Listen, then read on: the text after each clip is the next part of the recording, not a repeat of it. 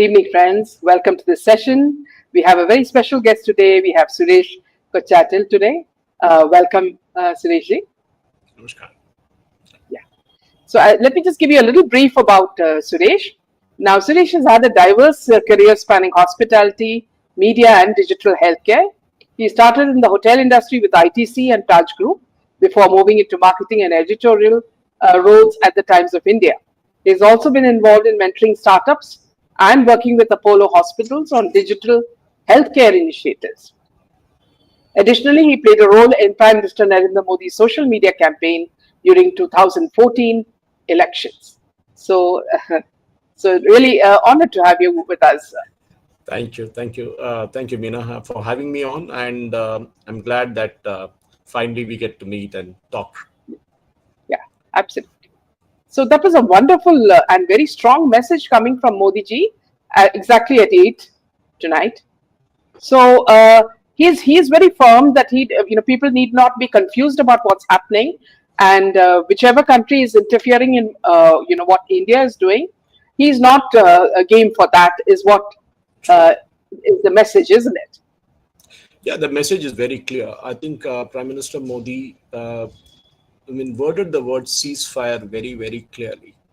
And the idea is that we Indians often get confused. We are very emotional people. Even when we are going for a war, we don't realize what the consequences are. Ask the Israelis, and they will tell you that. When you see the body bags coming, that is when people turn against the rulers, and you saw that with Netanyahu as well. We should have the gut and the gumption to take casualties. We don't have that. Let us be very honest about it. At the same time, today's war is changed. What I meant by what war has changed is the way the war is fought. It is no longer people, hundreds of people with guns running across, tanks following them or before them. And then, you have helicopters hovering overhead. Yeah, those kind of things do happen. We saw that when you're fighting for a geography, you have that. That happens in Ukraine and Russia. Yeah, that happens in Gaza. That happens in Lebanon. That is something taken for granted. But when we fight or when we are targeting terrorists, there is a specific in this. We are targeting them for what they did. And sure enough, that message has gone on. For long, I think Modi ji made a mention, for long we have been kind of saying, theek hai, we are a nation that believes in non-violence. Mahatma Gandhi said that if you slap us on one face, we will show the other cheek for it. I think to quote Sir Chetu Shankaran Nair, if you do that, I'll chop off your head. And that's what exactly he said. And that is the new India of today. Whatever said and done, the news briefings or the defense ministry and before that the MEA, one thing was very clear. The body language of the Indian bureaucrats, the senior Indian army folks have changed. No longer is it very meek, taking it lightly and saying, okay, it happened, so what do we do about it? What I'm extremely happy is the way the India's multi-layered defense system worked. We are offensive-wise, I have no doubt that we were good. But how good is our defensive part of it? That is something that I had my own doubts. And I think that has been clarified today. That you have a multi-layered defense system that took care of drones, missiles, and even small arms that came from across the border. And that is great because you have blown them to smithereens. A couple of them got through, and that is expected. Even Israel's Iron Dome or David Sling or Patriot doesn't have a 100% strike rate.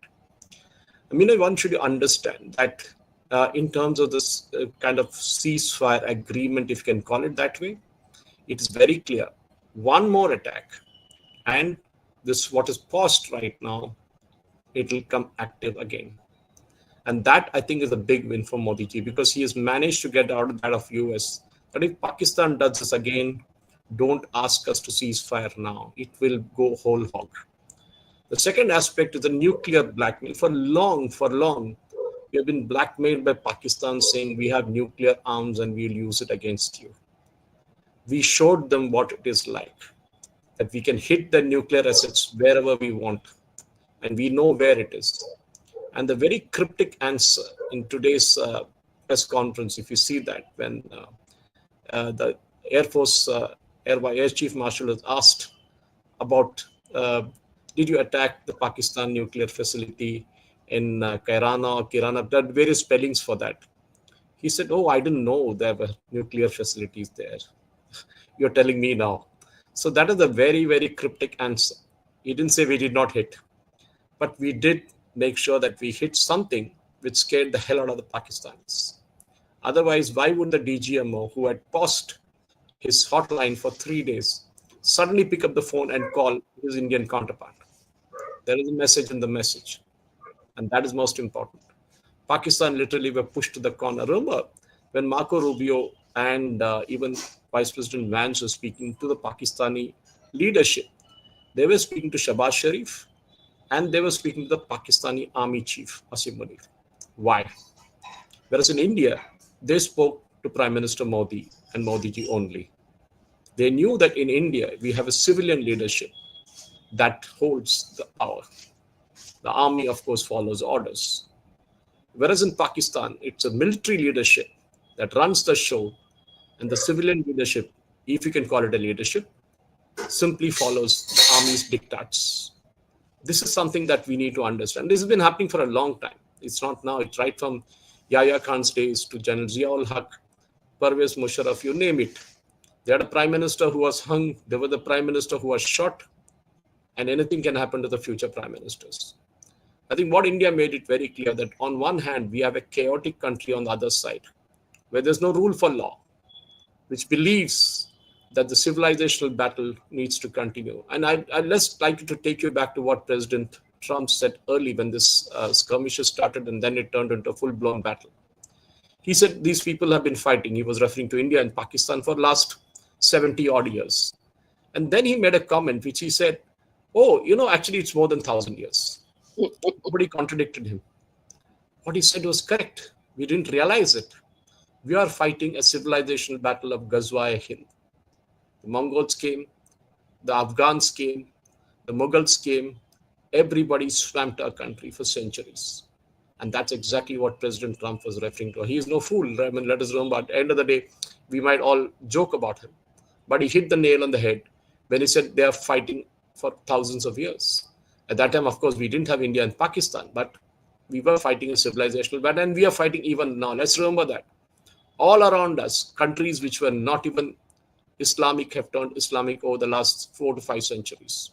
You can take examples, numerous examples around it. The entire West Asia, if you can take it, except Saudis. You can take Lebanon, which is a Christian country, which is no longer. We have stayed course for 5,000 years, and that is the most important thing. We have managed to hold on to our civilizational ethos, and that is something Pakistan doesn't like. Asim Munir, when he was speaking to the non-resident Pakistanis, made a statement about the two-nation theory and said, we are different. We are not Indians. This is a message to the Muslims in India that the Pakistani establishment doesn't care for you. They don't consider you as Muslims. And that is what is scaring the hell out of the Pakistanis too. Because they know that once we are resolute and once we have a leadership that believes in giving back as much or even double of what we got, then they kind of smoothen down. They kind of quieten down. We should have hit back after 26/11. And we know that what the Air Force leadership said later, that they were ready, but Manmohan Singh did not give the permission. Let's be clear, Meena. I mean, we are a nation at crossroads. We were in 2014. We needed defense equipment. We didn't order Air Force jets for decades. And even A.K. Antony, the then defense minister, made a statement in Parliament saying we didn't have the money to buy it. We were not laying roads in Ladakh and in Arunachal because the Chinese will get upset. I mean, come on, this is ridiculous. How can you kind of give respect to the Chinese just because they will get upset? And if you recollect the way the Rafale deal was objected, from Narasimhan Ram to Rahul Gandhi to Yashwant Sinha to Prashant Bhushan and everybody else, all of them tried their best to stop the deal. And now we know why. Because if we had Rafale during Balakot, we need not have entered Pakistan. Because Rafale has a shoot and scoot facility. And that was exhibited this time. Of course, we don't have the detail. And that is what I like about the evening briefings. They give away only 1% of what was done, and 99% is held back. And there are very cryptic clues in the answers. And that is what, because once you give away the secret of how we did it, next time Pakistan will be prepared for that kind of attack. We are not telling them how we did it. Did we use BrahMos? No news, no comment. Yeah. Did we So lose any moving on to aircraft? that, Yes, Sureshji. go on, Yeah. Neeraj. So moving on to that, it's confirmed that we have the power of the BrahMos. Now, Bharat seems to have hit hard nukes at Kirana Hills, Pakistan's nuke storage facility. Now, after US Department of Energy aircraft B-350 AMS monitoring radiation level, a plane from Egypt, number EGY1916, landed in Rawalpindi carrying emergency shipment of boron. Now, boron is used to damp radioactive radiations and is found in abundance in Nile Delta. Now, Egypt got a call from US, after which Egypt confirmed with EAM, Dr. Jaishankar, that which they are an ally of Bharat. After getting a nod from Bharat, the Egyptian was sent to Rawalpindi with boron used to absorb, the radioactive material, radiation. So it's confirmed that one thing, Sureshji, is that when they asked for truce, was there some mischief up their sleeve? Because they are people, they are a country that nobody can trust. Everything that they say is a lie, and everything that if the Pakistanis or the army or even their celebrities speak are also exaggerated lies. So, how do you even trust Pakistanis when they say they want a truce and they agree with Trump that they want a truce, and then suddenly they start attacking again? So, how on earth can you trust a country like Pakistan? You can never trust them. History has taught you this. History has taught us many times that Pakistan has backstabbed us. And of course, we are fighting a 2.5 front war, as General Bipin Rawat had said. That is very, very clear. At least this time, China indirectly or directly did not help Pakistan both ways. But Pakistan knew what it was doing. We hit their terror camps, Minaji. What would they do? If they were on an equal footing, they would hit our terror camps. But then we don't have terror camps. At the maximum, they say you are funding the Baluchis, you are giving them the logistical support. So go bomb the Baluchis if you have guts. Or the Tehreek-e-Taliban. A delegation from India went to Kabul exactly 4 days, I think, after Pahalgam. What they discussed there, God only knows. But if you have a problem with Indians, the people whom we support, go and fight with them. Why do you bomb our civilian facilities? Why did you bomb Jammu? Why did you bomb the other areas? Why did you try bringing the swarm drones, in which we don't know, 1 out of 10 might be armed, 9 might be duds? They were trying to see how we would react. And I think hats off. I mean, people really don't know, but the Agnivees played a huge role in this. The entire anti-aircraft gun facility that was available with us were thrown into the battle. And Agnivees were trained. The young chaps who are there, they know technology very well. They may not be highly educated, but even out of ITI, they know how to handle it. Because I know, I'm speaking with confidence, but I know some people in Hyderabad and other places who have told me this, that they are being trained in this particular aspect, that they can put back a tank in 1 month after dismantling it. And that's what Agnivees were all about. And that is what the multi-layered defense system worked, because we cannot trust the Pakistanis. They will again do probing attacks. They will again send somebody and say, we don't know, they are local Kashmiri boys who did it. Well, Pulwama was one such thing. Satyapal Malik and Rahul Gandhi lied through the teeth. And look what Pakistan did. Their, Air Force gentleman who was doing the press conference, if you can call him a gentleman that way, his name, by the way, was Aurangzeb. He clearly said, yes, it was a tactical brilliance that we did it. And here we had our own people ridiculing the Indian army, and even Modi ji saying he did it for elections. Even the Pahalgam attack was first modeled that way. You have handles like INC Kerala on Twitter who spew Pakistani lines every day. And that is what the most doing. We can handle the Pakistani, no big deal, Meena. But it's the enemy within our country who are Absolutely. more dangerous than the Pakistanis. And they are the ones who need to be dealt. PMLA or even sedition should be thrown at these folks, to these guys. and they need to be in jail, because there needs to go out a message very clearly. Look at Israel. When they are attacked, even the opposition leader sits in the cabinet. They don't ask for the count of the bodies. They don't ask for, if things went wrong on October 7th. Yes, it did. We will look at that later. First, let us finish off Hamas. And today, Hamas wants truce. Hamas wants a ceasefire. They're speaking to US. That's how you do it. You hit them, and this is a very parallel thing, Meena. We hit Pakistan. Pakistan went crying to US and said, we want a truce. We want a ceasefire. Israel hit Hamas so badly over the last 1.5 years. Now they're saying, begging for it, saying they're telling US, we want peace. Israel hit Houthis so hard. The Houthis went to US and said, we want a truce with you. That's how it works in this today's world. You need, only might is responded and respected. If you're a weak nation, which we were before 2014, we had a prime minister who couldn't take decisions to buy aircrafts. And then the Congress handles claim that Rafale they bought was 5 times lesser in cost, 1/5 of what we bought finally. Well, that is a different debate if I get into it. I can kind of take them apart, and I did that on Twitter. But the main thing I'm trying to come to again, what at the point you mentioned is, can you trust the Pakistanis? My answer is a simple no. No, you cannot. Which is why Prime Minister Modi said, we have put this on pause. It is not a ceasefire. Remember, we had a ceasefire before. We had a ceasefire from 2002, which was on. And somewhere, I think in 21, that ceasefire was broken for once. I'm not sure whether it came back again. Now we have a ceasefire, which is paused conditionally. You do it once more, even anywhere, forget Kashmir, you do it in other parts of India, we will hit you so hard this time that even US cannot save you. And that's a message that has gone to the Pakistani establishment. Forget your nuclear blackmail. Too long we have been blackmailed with the nuclear nonsense. I mean, you have got a technology that was stolen from the North Koreans. You gave them something, they gave you something. You fired a missile towards Delhi and it was intercepted near Sirsa. We showed you what our Su-400 and even Akash and other interceptors can do. And that's the most important thing, Meena.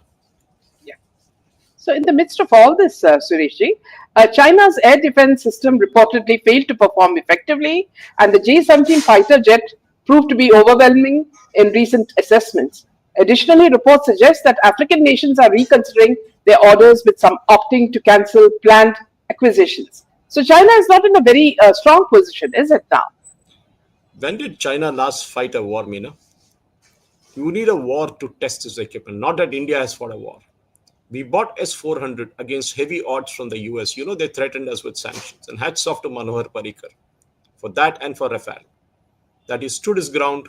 Prime Minister Modi backed him and we said we will buy S-400. And we were also not sure. I mean, come to think of it, S-400 in battle situations, maybe they are using it now with Ukraine, but we were not sure because now we have S-500 that is in the pipeline.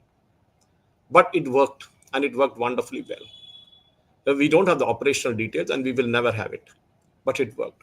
Also very important, the indigenously developed products by DRDO, who are the favorite whipping boy for everybody. For them too, it worked. They had a host of missiles which are used. There was a startup in Bangalore which makes the killer drones, and they were used in plenty. I think what needs to happen, Meena, is the Indian ecosystem, and I'm all for it. Piyush Goyal did say that we are a nation which serves food to hungry people, rich hungry people. Okay, that's also a business model. You need to do that. But at the same time, I think time has come for the Indian startup system, because I have seen this over 15 years ago when the startup ecosystem was just starting. Young kids used to come and say, oh, sir, we are going to make the next doctor appointment system, which is nothing like what even Mark Zuckerberg can do. And they failed.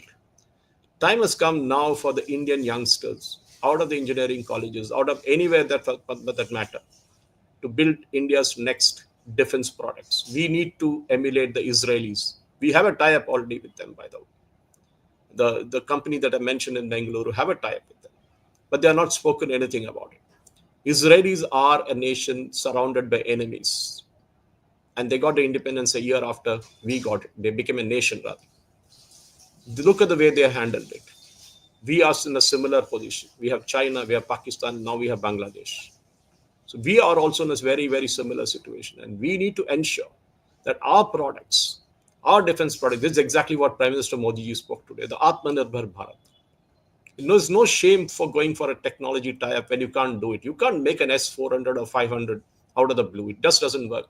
We have not been able to make a good jet engine so far. That we are not pointing fingers here. Go for a tie-up. Do it. Get Safran or somebody like that or GE and build great jet engines. We need to have a fighter aircraft. How long will we keep buying fighter aircraft from outside? But to look in this scenario, in today's scenario, did you see a single tank? Did you see a single soldier with a rifle? Of course, they were at the border. We had opened up the guns on the border, on the LOC, and also along the international border. Yes, we need the conventional weapons. But at the same time, we need to scare the hell out of Pakistan because end of the day, you might have the most fancy missions from China, Minaji, but it's the men and the women behind the machine who matter. They are the ones Absolutely. who need to work on it. And I think that showed up. Both China's weapons, I'm not saying it doesn't work. It may be good, it may have worked, but we don't know. But it never helped us. Never helped them. All our missiles hit the target, not even one was intercepted. And that's a glory about it. And if I recollect, 4 years ago, I think it was 4 or 5 years ago, we accidentally launched a BrahMos towards Pakistan. It went and landed in Pakistan, for which there was a court martial, and I think 3 Air Force officers were dismissed from service. We apologized and said sorry. Now I have a doubt whether it was done deliberately. Because think of it. Why would you accidentally fire a missile? But it showed one more very important thing, that the BrahMos was not even detected by Pakistan till we told them that it had fallen in their territory. The entire Pakistani establishment was embarrassed. And today, I think after this last 3 or 4 days of attacks, Pakistan finds itself that its so-called Chinese jets and even the old aging F-16s don't work.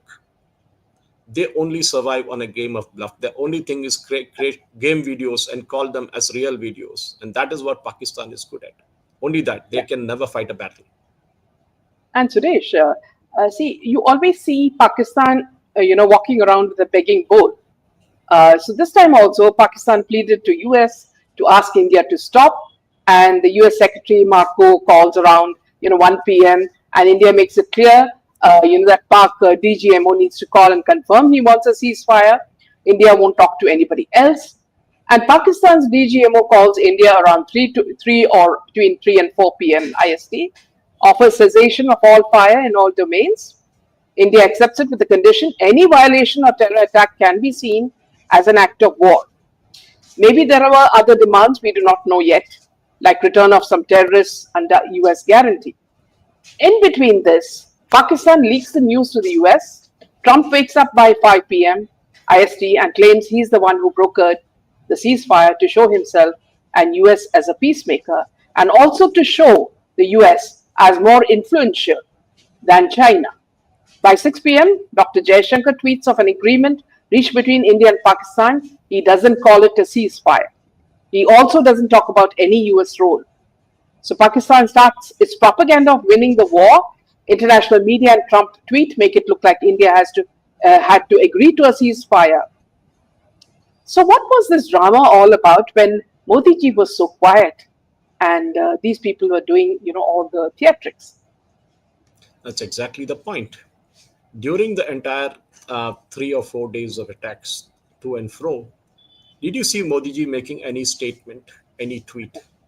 Go back to his handle, there's nothing there. It was being done by the professionals, the Indian Army, the Indian Air Force, and the Indian Navy. Initial briefing was at the junior level with the Foreign Affairs, MEA, handling it. Later on, when the entire thing came to a close, we had the 3 senior DGMOs, of course, naval officers and Air Force and the Army, all of them coming to the press conference and answering questions. That's the most important thing. The earlier ones were juniors who could not have taken these questions. And so here again, I'm trying to say that, when this ceasefire, so-called ceasefire came into effect, we had one before. It was nothing new. The ceasefire was there, but it was being violated time and again. We see across the border firing happening almost every night. But now it has come to a condition. Did you see any firing along the international border or the line of control over the last 2 days? Nothing. I'm telling you, Meena, Pakistan cannot hold itself back. It's a nation that survives, especially the military leadership. the Punjabi mafia, the Pakistan Punjabi mafia, prime ministers and the generals who have houses in London, whose children study abroad, they are itching for action. They cannot survive without it. Their entire existence depends on terrorism. How else they pin the medals on their chest when they lost every other war? This is what something. On one hand, you have the Tehreek-e-Taliban hitting them. Okay, you have the Baluch Liberation Army hitting them. Because always they were accustomed to attacks from the east by India. We parked INS Vikrant in the Arabian Sea and showed them that the fourth front is also blocked. And that's the most important thing. That we today's geopolitics, let me be very, very clear about it. Pakistan begging. I mean, there was one more call, by the way, Mina. It was at 10:40 in the morning. I don't remember exactly. I mean, it was just after 10 o'clock in the morning when the first call from the DGMO Pakistan came to the Indian DGMO, and he said, I need to take orders from my government. Okay, because unlike the Pakistani side, which takes orders from the army, he had to go back to the political leadership, went back and said, we will do a call later. And that was the 3 o'clock call when the confirmation came in. Otherwise, the DGMO could have never agreed directly on the Indian side, saying yes to the ceasefire. He had to get a political clearance. And that is what he got in a couple of hours or 4 hours later. And that's the most important thing, is that at every level, things worked. I think the only level where India failed initially was to quell the disinformation campaign, and particularly within India, with handles like INC Kerala, which I said on Twitter, which kind of ranting Pakistani nonsense. People like Siddaramaiah, whose videos were circulating in Pakistan. This is what I'm saying. We lost that initial thing, but we gained it later. I'm very happy that the PIB worked really overtime to quell fake news. We were all on Twitter. We were all trying our best. But remember, the Pakistani propaganda machine works not only in their country, it works across the world. And the Indian diaspora, I'm sure a lot of them helped out, because I know a lot of my friends in the US and UK and Europe actually helped out. They were all tweeting and correcting. And, I had friends even in Bangkok who were kind of wanting news from me, saying that, Suresh, can you counter this fake tweet or fake picture? It was being done overnight when I've been hardly slept those days. I mean, many of us haven't slept those days. That is what the entire thing. I think the propaganda war, because we've seen that it's with the Goebbelian, propaganda. Goebbels did it. Ukraine-Russia war. Look at every UK newspaper, or they'll say Ukraine is winning, and they've been saying it from 2 years now. And on the Russian side, you will see something else. So it's a propaganda war. Along with the regular conventional and unconventional war, we have the propaganda war. And our machine needs to be really good. Forget the stiff upper lip. We need to fight the battle, because today's battle are fought on social media and on YouTube. And that's very important. You need to kind of tell people what is happening. And I'm glad Prime Minister Modi ji came in today, told people of India what it is and what can be done and what will be done. And I'm sure it will be done that way. Also, Suresh, can you tell us whether now the growing concern is radiation is spreading in the Noor airport area? Did you hear about that? Well, there was an earthquake of 4.5 today at around 12:22, I think so, 12:04 or 12:22, in Pakistan, which is not too far away from the place where it happened. Now, mountains are mountains, it just doesn't mean that you have a thing stuck under the mountain. The explosion can happen somewhere else. There is something that happened. There is something that got the Pakistanis panicking. The Indian Air Force is not talking about it because they wouldn't have access to that area, that place. Of course, they have the satellite pictures. But the radiation levels, remember this Egyptian aircraft you're talking about? Yes. You know how many days it was roaming around? It roamed around for almost 48 hours in different places before it was allowed to land. There was some concern earlier also that India was hitting it. And that is why it went to UAE, it went to Afghanistan, it came back and finally landed in Islamabad. There is something happening. If the leakage happens, we know what happened in Chernobyl. God forbid. We know what happened in Bhopal with even a conventional leakage. But Chernobyl was a test case. After Hiroshima and Nagasaki, we never had the use of a nuclear weapon. But having rogue nations like Pakistan, like North Korea, having missiles and nuclear arms with them, are the most dangerous ones in the world. They need to be tackled first. They need to be disarmed, if you ask me. The international community needs to do this, because Pakistan nuclear arms can fall into the hands of the jihadis any day. And that's what exactly US is worried about. Not now, even they were worried about earlier when the Taliban and Al Qaeda were really active, whether this would finally go there, because the umbilical cord between the Pakistani army and the terrorist is very tenuous. We all know that. It is there. And they wouldn't shy away from taking a few millions and giving the arms to this kind of the dirty bombs, as we call it, to the terrorist. And that is what we need to know, because the US is worried about that. After 9/11, US never had a major attack on this soil. And they're kind of bracing up for this, because the terrorists wouldn't sit quiet for long. They would have a new target, they would have a new place, they would have a new geography. And that is what the US is worried about, which is why, otherwise, why would Marco Rubio work in the night, all through the night, okay, along with JD Vance, to get the Indians speaking, Indians to talk, to agreeing to talk to the Pakistanis. Otherwise, we could have just refused to pick up the hotline. Nothing could have happened. Then it would have been a political to political talk. But the technical thing is that a DGMO talks to a DGMO. And they have a hotline. And why did they switch off the hotline for 3 days? And that is what the Pakistan literally came to us with a begging bowl. They went to IMF, and we know they got some money from there, but that's nothing. It's absolutely, it lasts them for hardly 3 days. But the most important point is we need to understand that the leakage or so-called leakage or maybe happening there is extremely dangerous, because it will impact people staying hundreds of kilometers away, and even in India for that matter. Because the leakage doesn't just spread through water or soil, it spreads through the air and everybody. And we know what happens with uranium. It can just cause devastation like nothing before. We need to have sensible people having their having their fingers on the nuclear button. In Pakistan, it is with the rogues, the Pakistan army, and that's the most dangerous thing.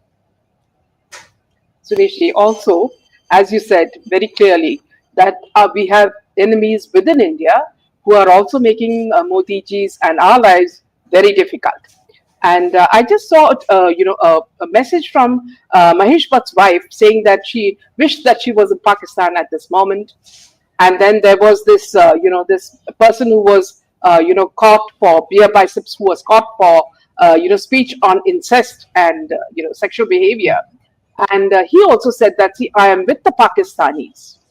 So now, one thing is very clear: we have enemies within the country, and a large chunk of them belong to the film world. And these people are as silent as mice when it comes to Operation Sindoor. None of them have even spoken about it, especially the Khans. And whenever it suits them, they get awards and all monetary benefits from India. But when they, when a time like Operation Sindoor comes, they behave as if Pakistan are their paymasters. They're hypocrites. I'll give you an example. Of course, this happened before the attacks commenced, but it happened after Pahalgam. In Hyderabad, there was a dinner in a five-star hotel hosted by the Turkish consulate in Hyderabad for Turkish delights, and the entire shameless page 3 crowd landed up there. It was hosted by a media house. It's now initially it was only in the social media where we had exposed it. But later on, one of the leading newspapers in Hyderabad picked it up and they said, this is what happened. Of course, they could all claim that we didn't know that Turkey was going to give drones to Pakistan. But remember, they are the ones who are claiming to be the caliphate. They were the ones for whom the 1921 Mopla riots happened in Kerala. Killings happened, not even riots. They are the ones who are trying to say it's not Saudi, it is we who are the original caliphate.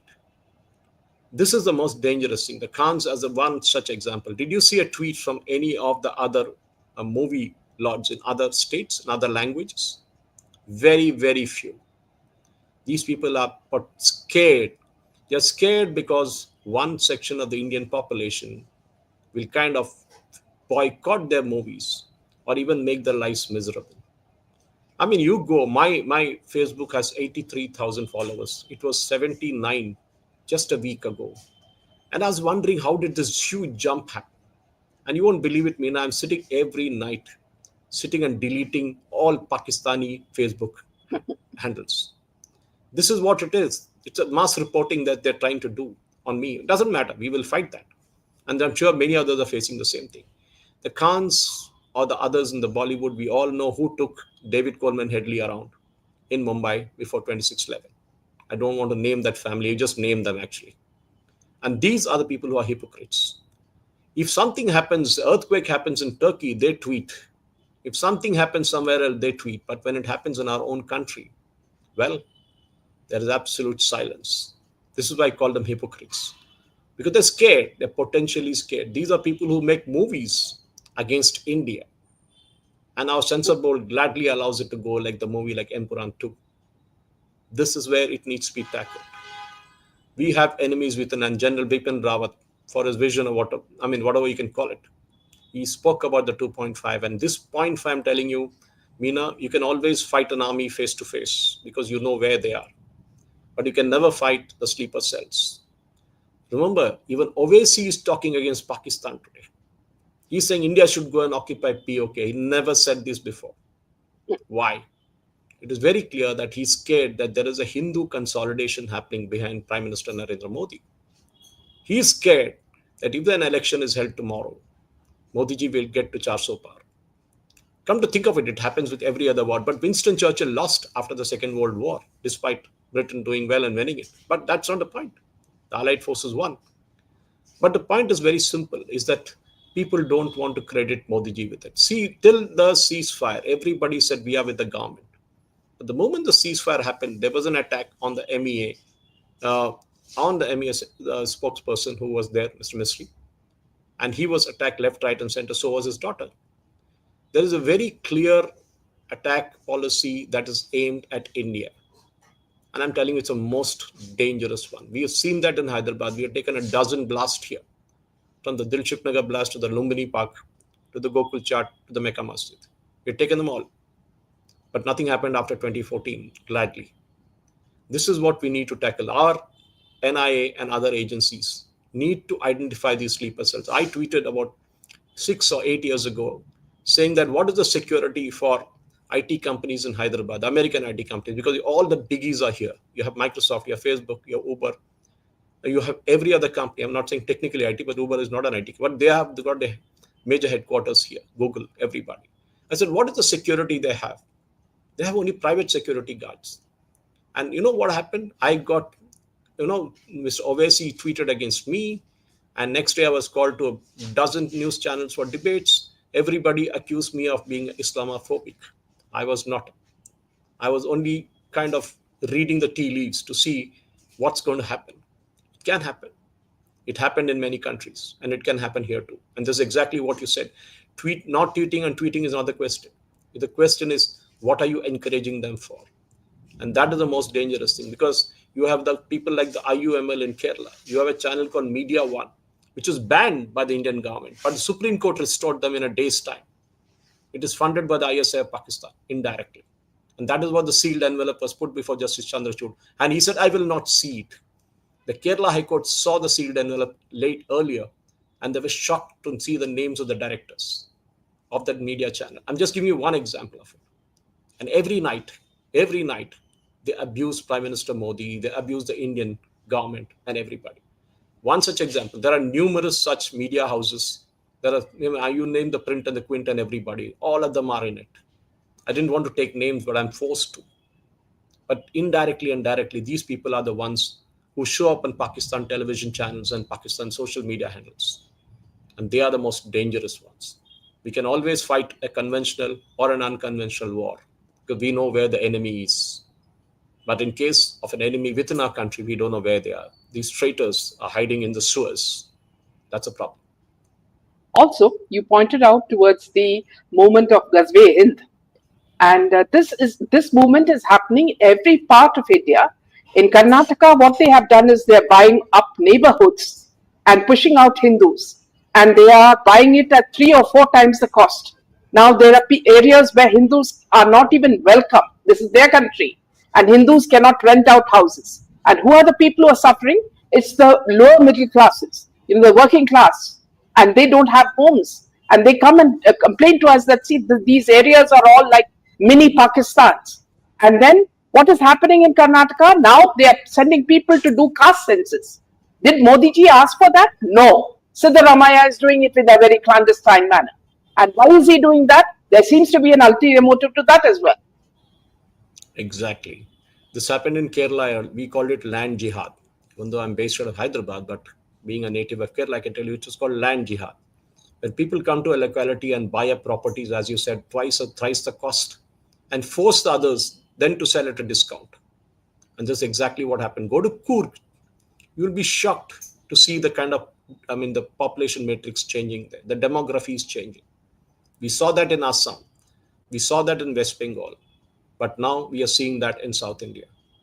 The SDPI, which is the political arm of a banned organization called PFI, is very active in Karnataka. They openly support the Congress government there. And what is the Congress doing? They're supporting them. I'm telling you, Meena, this is the most dangerous thing.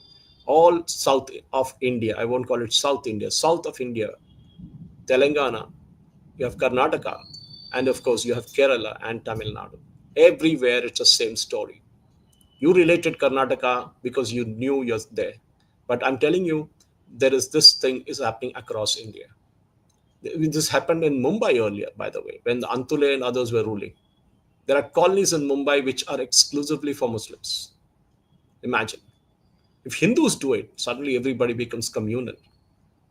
And that's a problem. And I'm telling you, Hindus are not united. They never were.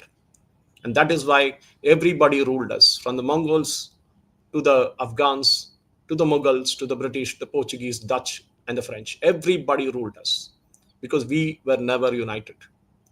We never were fighting unitedly. We always split. And the politicians do that, which is why the caste surveys and other things come in, because they want to divide that population, the Hindu population, so that they don't vote consolidate. But that went wrong for the Congress in Maharashtra and Haryana and Delhi. And that is exactly why Owaisi is speaking the language which we have never seen him speaking in his entire political career. And I'm telling you, this fault, Hindus will realize what happened to the Jews will happen to them finally. They think that nobody will touch them. But one day, the knock will be on their door, and then it will be too late. Also, something very strange came out of Trump's table. What he said was that, see, he is very happy to trade with India as well as Pakistan, and that if there is no truce, then he will also stop trade with that country. So, what is he doing? We are the biggest market in the world, I think, after China. Where will Trump sell his products? He is bluffing. He's simply, he goes from one end to another. He just wants to bring back manufacturing to US, which will never happen. Because the cost of making a car in the US will be twice or thrice what it will cost to make it in Mexico or Canada or even China. That is the problem with Trump. He wants rare earths from Pakistan, like he did in Ukraine. The Gilgit-Baltistan area is very rich. The Chinese are digging around there. He doesn't want the Chinese to dig around. Where will President Trump say that I will stop trading with India? He cannot. All we have to tell that we are canceling the Boeing orders and we're going to buy it from Airbus and see the reaction. It will be panic. We have every other American brand here. We're not boycotting like George Fernandez did famously. He did a damn good job. Otherwise, you never have a thumbs up in India. We had because of George Fernandez. But that's not the point. Those were different days. But today, President Trump can say what he wants. He even said that we will negotiate in a neutral venue. Sorry, we don't want to negotiate with anybody, especially Pakistan. If we will talk only on one subject, and that is terrorism. Because Pakistan doesn't have anything else to talk about. And by the way, it doesn't have anything else to sell to President Trump except terrorism. And they've done that before with the US. US still has a lot of Pakistani terrorists on their list with various rewards being given out. And President Trump should realize. The problem with him is, one day he abuses China, next day he says, okay, we're having a deal now. And that's a problem. So you can never trust President Trump. He works more like a serious cowboy. Yeah, he's doing what is good for his country. I don't blame him for it. Yeah. He's doing what is good, but the problem is very eccentric. And remember, he's going to be there for the next, 3 years and 9 months or something like that. And after that, there'll be a new president who may not think like him. And that's a problem with America. Because the maximum you can contest and win are 2 terms. And after that, you're gone. So definitely, yeah, he's doing what is good for his country. But if he's saying he'll not buy from India, I think he's making a serious mistake because he knows that he cannot afford to ignore a huge market like India. And that is what the American companies know. Not that everybody buys a Harley Davidson here. Suresh, also one thing that we notice is that when Pakistan starts, talking about against India, they stoop to very low levels. For example, here you see that They can sell even their souls for money, Umesh is saying. To counter Indian influence in the USA, Pakistan should send some women who can go to pubs and influence US think tanks with their charm. And also, I also read a sort of a comment from a leading TV actress in Pakistan against Kangana Ranaut, where she calls her a chipakli, which is a lizard, you know.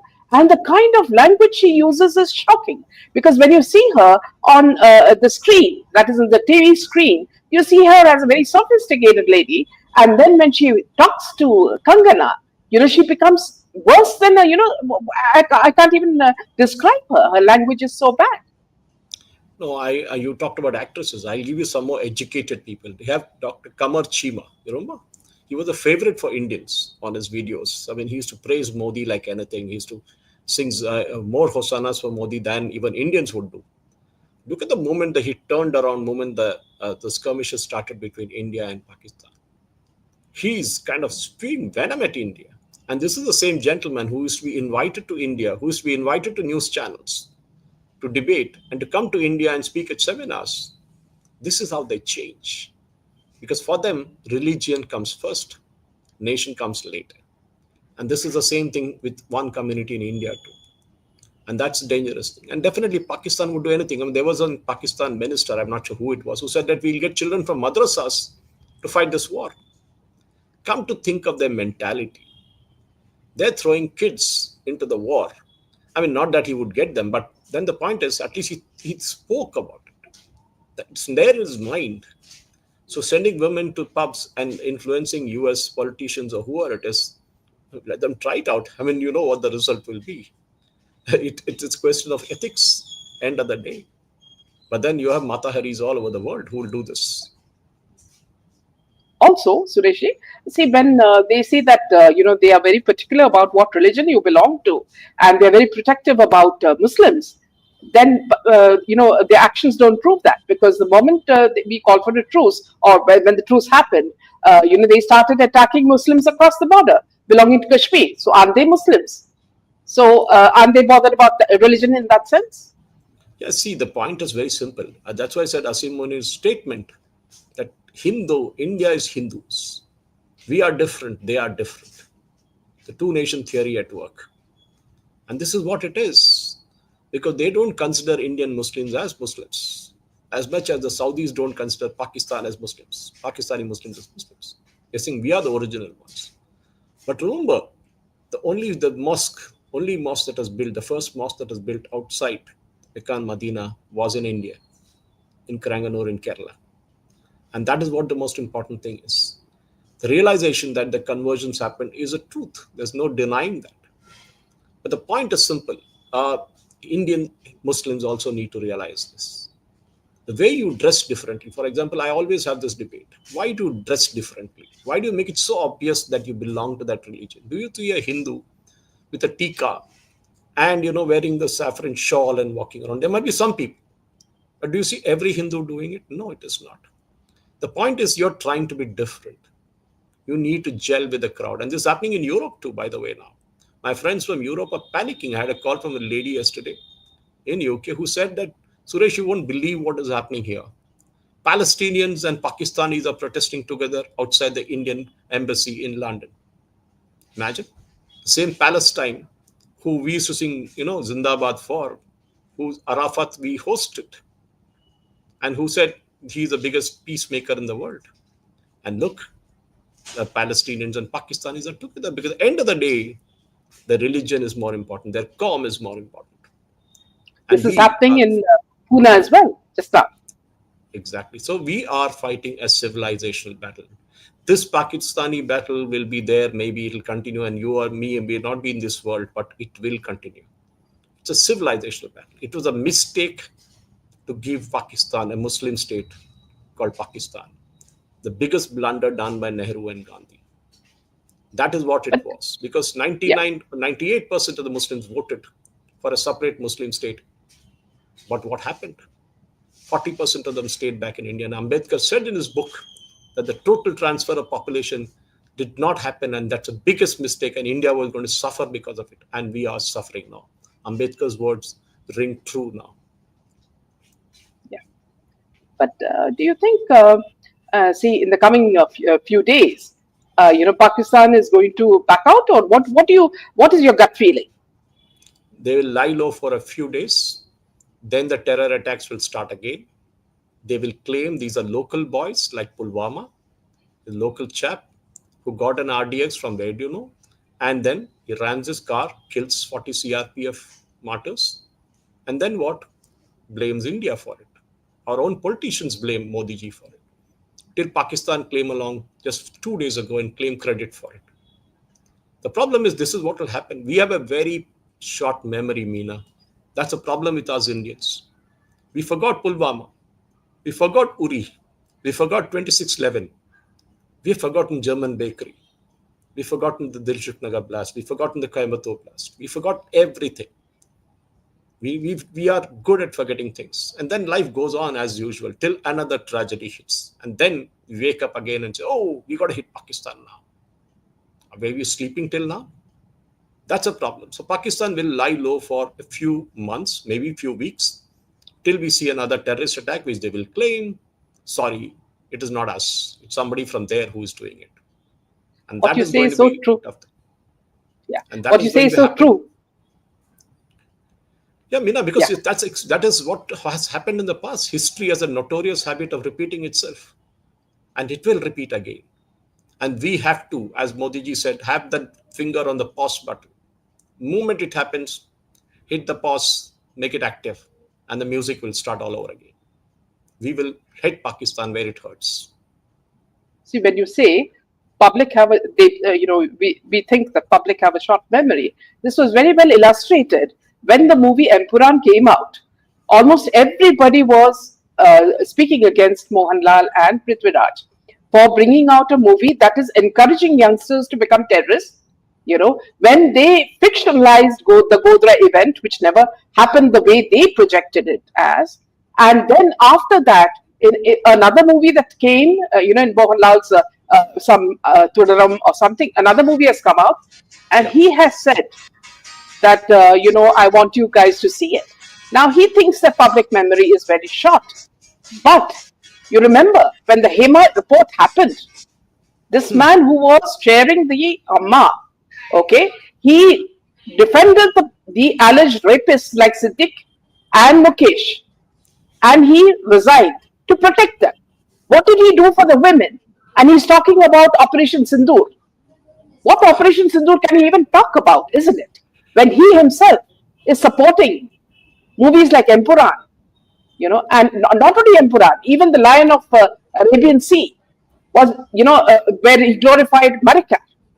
So these people are all hypocrites, aren't they, Suresh? Yes, the movie Diplomat. How many days did it run in theaters? I doubt the producers even got a break even there. The problem with the entire media mafia, and I spoke to this to Mr. RVS Money almost 8 years ago, and again I spoke to him 5 years ago, and he told me that when he was in the Ministry of Home Affairs, you know him very well. He was the Undersecretary during 2611. He has observed and he has seen while in the Home Ministry files showing that the entire movie industry in India is funded by the elements from the Gulf under different nomenclature. They bring in Hawala money, they put it back into the system, and it works very well.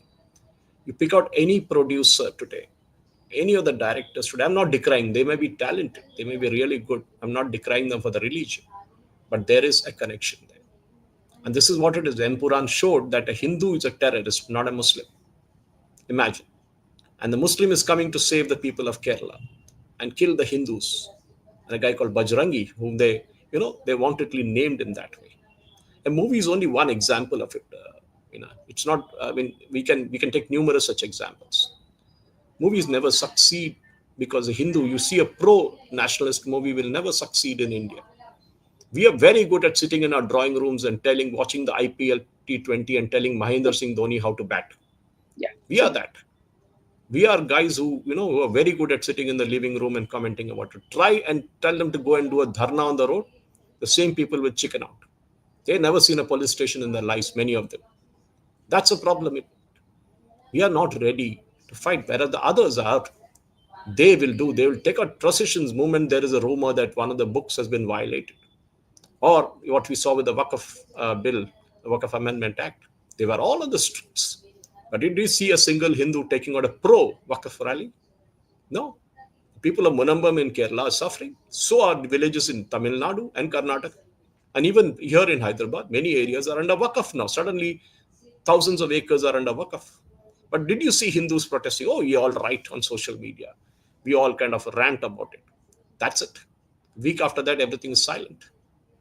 You don't see anything now. This is the problem. As I said before, we have a very, very notoriously short public memory. We don't want to dirty our hands. We want somebody else to do it for us. We want a Raja Singh to do it for us. And then we call him communal and whatnot. But he's the one who's fighting for a cause. End of the day, right or wrong, he's doing it. That's a problem with us. We have kind of brought down our icons like that. I mean, I'm not saying that he's a perfect man, Raja Singh, but he is at least there to defend you. And I know him because I'm from Hyderabad and I've dealt with him very closely. There are numerous such examples. Ashok Singhal was there. He was one such example where people could look up and say, if I need protection, I can ask him for it.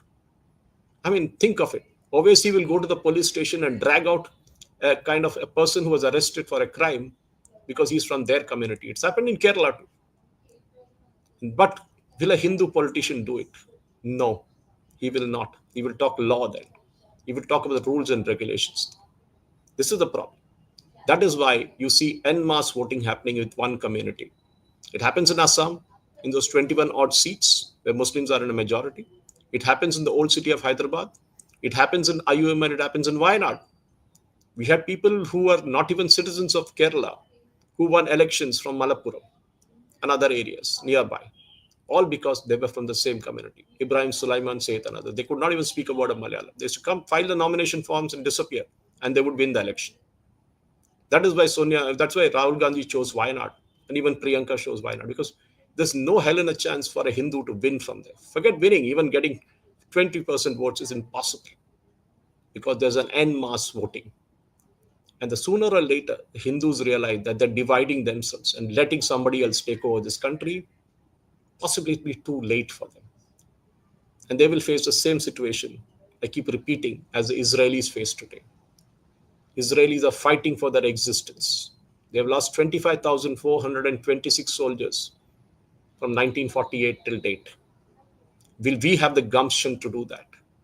That's a question I have. Well spoken, because what you said reminded me of an activist in UK, Tommy Robinson, who was the person who fought the grooming gang in UK, which consisted mainly of Pakistanis, and who groomed young, innocent girls, UK girls, and trafficked them. And when he started protesting, they put him in jail. Okay. This is UK today. They put him in jail and they haven't given him food or water. So you see how topsy-turvy the world has become. And that's why Vice President Vance, when he was contesting the US presidential elections, made this mention saying that UK will be the first Islamic country with a bomb. That's exactly what it's turning out to. I mean, I can give you, there are examples. Who is the mayor of London? And we know what havoc that gentleman caused. Today, UK is being run over. Forget even Germany, France. Everybody is getting run over, with a few exceptions in Europe. This is the problem. You are trying to be good. You are trying to be politically correct. And that is where the entire problem. And we know what the Khalistanis are doing in Canada. We know what they're doing in UK. But you know what they're doing in Australia. Suppose we burn the British flag in front of the British embassy in Delhi.